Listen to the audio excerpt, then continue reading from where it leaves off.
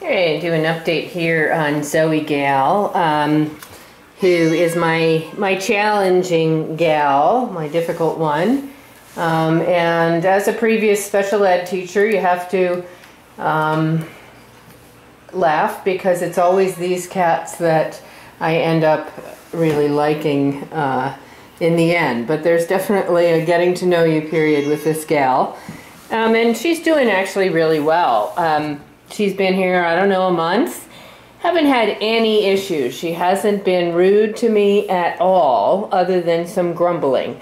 She hasn't tried to bite, she hasn't smacked me, she hasn't done anything. But that having been said, I have taken a very much stand back approach from her. Talked with her, played with her with a feather wand, interacted kind of from afar, done a little bit of petting, but not much. I've picked her up only when I really had to move her back to her cage. So that's at least once a day, but otherwise not picked her up. And, you know, we're just working on establishing this trust. So you probably can't see in this video, but even along the ridge of her back, there's the tiniest bit of hair raise, and it's way down from where it was. It's very, very subtle. When she first got here, the hair was very poofy along that ridge of her back, and the tail was poofy. Now, you know, you've got 1/4 of an inch of a little bit of hair raise, and it's a month. So she's still a little nervous. She's still not quite trusting. This is her way of showing that she's not feeling 100% secure.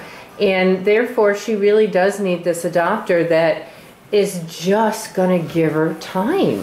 You know, is just not going to want to pick her up immediately and kiss her and love her. And, you know, that's really difficult because we all go into this wanting to adopt a cat. Most of us, even if we say we don't, we do want some cuddles and some affection and stuff like this. And this is a gal who's a little naughty. Very smart, and the smart ones are typically the ones that can be challenging because they are so smart and they really are figuring out, hey, you know, I haven't been able to trust people before. I've had some bad experiences. I've had people poke or prod me.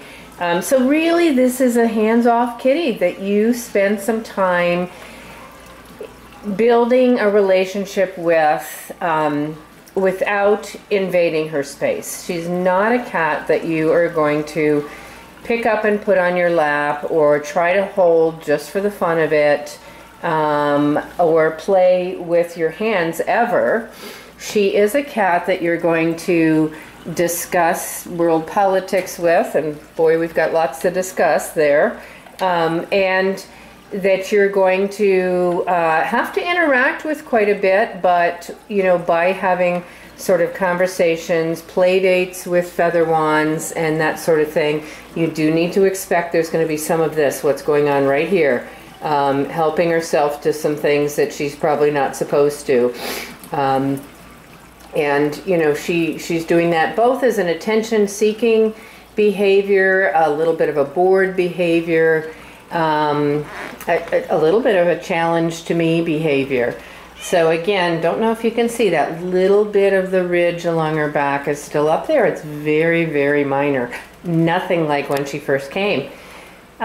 She's going to be a great cat, but she really needs this approach. I mean, if you can't go into the relationship with sort of this hands-off approach and really wait to build some trust, then, you know, she's not the cat for you. Therefore, she's not the cat for children, and really children of any age, because they just don't have that experience to remember 100% of the time about respecting boundaries, and, you know, not moving quickly, unexpectedly, and hands off. I mean, everybody wants to put hands on, but particularly children. So really not a cat for kids. An adult household, not a cat for the elderly either. This is a cat that needs a strong, confident owner with experience, but lots of patience, and she's going to be really great. I really do think she's going to be a lovely cat. Health is very good. Behaviors are absolutely excellent. Litter box, very neat. Little bit of a scratcher, but as I said in my other video, that tall sisal scratching post, and if you remind me, happy to send one with her when she's adopted. Primarily dry food eater only. I do offer her wet food time to time. She's really not interested. She's eating a nice, healthy, no grain, dry food, so that's great. She self monitors her food, so you shouldn't have to worry about, you know, overeating. So anyway, this is the update on Zoe, doing very well. And again, still no young male to have her interact with, and that's still on my agenda when I get the right cat to see how she does with another cat. But I tend to suspect that this gal, well, I don't know. She's shown some interest in playing with other cats. So certainly an only cat situation is great for her. So hands down, we're happy if we find that.